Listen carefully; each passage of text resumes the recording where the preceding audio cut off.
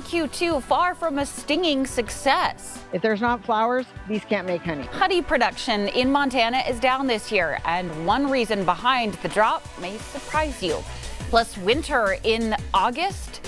It may not look like it in Billings, but snow is falling in some of Montana's higher elevations. More could be on the way.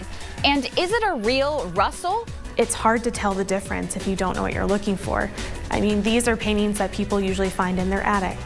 A unique competition is underway at one Great Falls museum. The MTN 430 News starts right now. Good evening, everyone. Thanks for joining us on this Wednesday. I'm Andrea Lutz. Tonight, the latest on one of Montana's biggest crops, honey. But we're learning this year it's the opposite of a sweet success in Montana. That's because honey production from honeybees is down as Montana ranks 4th in the nation for honey production. Tonight, our Charlie Kleps meets a Bridger apiary explaining the impact. It's a sound that strikes fear into some. The buzzing of honeybees. They're very important. They're pollinators. But get past the stingers and what seemed like a frightening sight, and you'll be reminded just how important apiaries like these are for our ecosystem. So the pollination part is huge for all of us. Every third bite of food you take, thank a honeybee. Their pollination affects nearly everything we eat and also plays a sweet role in the state's economy. Montana typically ranks in the top 5 states as far as the amount of honey we produce. All the way across here, that's all honey. But this year wasn't as sweet as years past, and to find out more about why, you have to really go behind the scenes. This year's buzz has been a bit muted. We had a really good year last year. This year wasn't the case. Columbus-based Sunshine Apiary has been around for decades. Vice President Patty Sundberg says production depends on moisture. This year's been a little bit tougher, especially south central Montana all the way to the west. If there's not flowers, bees can't make honey. Drought years are tough. There's less nectar, and the bees always do better on natural resources. That lack of production, a big hit to their income, but Sundberg says the real impact could be on our environment. But as far as the honeybees go, it's for them, it's their nutrition. We can stimulate them with syrups and artificial pollen patties, but it's not the same as them going to the plant and getting it from the flowers. She says the loss of honeybees would leave a huge hole in Montana's landscape. So if you enjoy any diversity in trees and blooming plants and wildflowers and any of that, then you're going to enjoy honeybees. You just don't know that's part of what you're enjoying. A dilemma affecting many apiaries around the state, who are all hoping for rain next spring. You got to take the good with the bad. So you just roll with it. We're going to give them what they need. We're going to give them some feed to get them through winter and get them prepped up for almond season next spring. In Carbon County, Charlie Kleps, MTN News. Montanans have some big decisions to make this November, including who should be our state's next governor. But right now, the top 2 contenders seem content trading barbs over email rather than debating the issues. In a news release, Republican Governor Greg Gianforte's campaign says he's always welcomed substantive debate with serious candidates, but says his Democratic opponent, Ryan Busse, who he calls an unhinged radical, is neither a credible candidate nor presenting any serious ideas of note. Gianforte also accused Busse of relying on gimmicks and personal attacks. Busse fired back, saying Montanans are furious over property tax hikes and accused Gianforte of being scared to debate him. Busse saying, quote, "Your harebrained excuses are whiny, wimpy, and almost as embarrassing as your failure as a governor." MTN has extended an invitation to both candidates to meet in a televised debate. Busse has accepted it. Gianforte has not. We will have much more on this issue coming up tonight at 5:30. It is still very much summer in Montana, but a different story on the western side of the state. You've probably seen it. Glacier National Park's Logan Pass, a fresh blanket of snow in the height of tourism season. And we're also seeing some snow over on the Mission Mountains. There you go. And Whitefish Mountain Resort saw some too. It's the same story at Showdown near Great Falls. With an elevation of 8,200 feet, all of that snow fell overnight. And we're told more moisture could be on the way as parts of western Montana remain under a winter weather advisory. The snow still a ways off for Billings. With the first look at the weather in our area, here's Chief Meteorologist Ed McIntosh.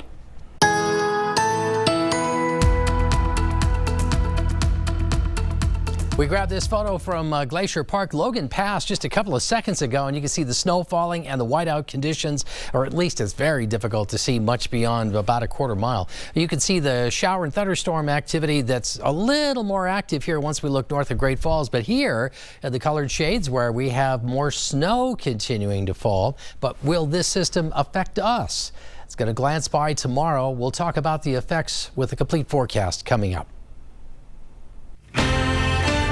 The cooler temperatures continue to be a major help for firefighters tonight. All of the 4 major fires in southeast Montana and northern Wyoming saw no growth overnight, with crews gaining a lot of ground on those fires. The largest, the Remington fire, is now 50% contained after being only 5% contained yesterday. The flames burned nearly 200,000 acres. The House Straw fire, which has burned 175,000 acres, is now nearly 100% contained, and crews continue to mop up those hot spots this afternoon, hoping to have all the fires contained by early September. Vice President Kamala Harris and running mate Tim Walz kick off a bus tour around Georgia, one of 7 battleground states analysts are keeping a close eye on. Harris is proving to be effective on the campaign trail, with election forecasts moving in her favor. Stephanie Liebergen explains how the electoral winds have changed in the past weeks. Election analysts have long predicted the race for the White House could hinge on just a handful of states. But the Democratic momentum behind Vice President Kamala Harris is making some of those battleground states more competitive. In 2020, 7 states were decided by 3 points or less: Wisconsin, Michigan, and Pennsylvania in the north, Georgia and North Carolina in the southeast, and Arizona and Nevada out west. I think both sides are really focused on these core battleground states. Joe Biden won 6 of those 7, all but North Carolina, of the key swing states in 2020. Trump won 6 of those 7 states, all but Nevada in 2016. Prior to President Biden dropping out, polling showed former President Donald Trump leading in most, if not all, of the 7 battlegrounds. But since Harris took over as the Democratic nominee, the forecast models are moving in her favor. Nevada very much looked like it was off the table. That's come back into play. Arizona was moving away from them. You know, we've seen her reinvigorate young voters, voters of color, including both Latinos and Black voters. And that has just really sort of changed the map and the math. And now that there are multiple paths. Democrats want to be competitive in North Carolina, but the state has only gone blue once in the last 40 years, in 2008 for Barack Obama. The Cook Political Report with Amy Walter updated their ratings Tuesday to move North Carolina from leans Republican to a toss-up. I was at the Democratic National Convention last week. Governor Roy Cooper, who has won twice, even as Trump won the state, is term limited this time, but he said, you know, it feels like 2008 all over again. Republicans seem to be responding to the changes in the race. This week, Trump and his running mate, Senator J.D. Vance, have busy campaign schedules, focusing much of their time on the 3 northern swing states. Harris and Walz have events in Georgia, North Carolina, and Maryland. Of the 7 battleground states, Pennsylvania has the highest number of electoral votes up for grabs, 19, which means the Keystone State might hold the key to winning the White House. Stephanie Liebergen, Scripps News, Washington. The C.M. Russell Museum in Great Falls has a new exhibit to test your forgery skills.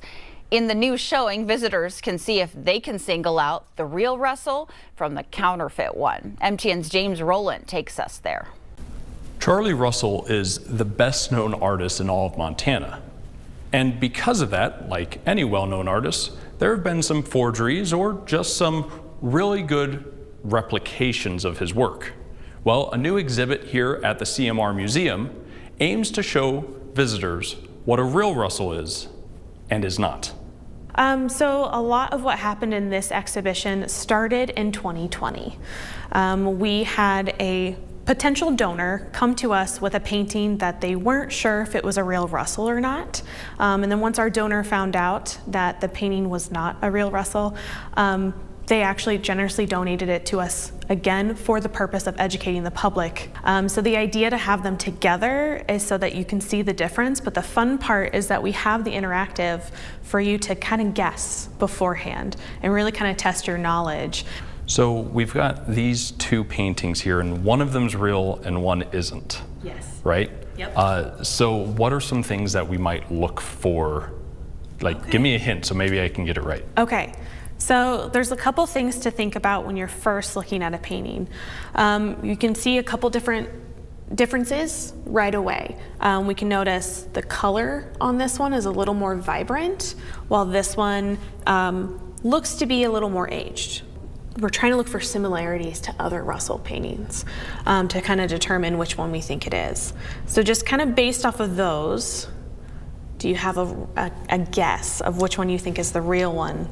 Well, the mountains here are quite vibrant, right? This is a very beautiful painting, but like you said, this one looks more aged. Yeah. And obviously these were painted a long time ago, so I'm gonna go with that one. With this one? Yes. All right. Well, do you want to actually lift up the label and find out? Sure. Ah, dang it. So actually, this is the real Russell. It's hard to tell the difference if you don't know what you're looking for. I mean, these are paintings that people usually find in their attic or grandma and grandpa had hanging on the wall, and no one realized that they're not a real Russell. In Great Falls, I'm James Rowan, MTN News. Still to come on the MTN 430 News on Q2, a Laurel golfer is off to a fast start this year and hoping for an even better finish. We'll meet our Athlete of the Week in just a bit. But first, snow in the mountains, sun in Billings. Ed will have much more on his wide variety forecast right after this.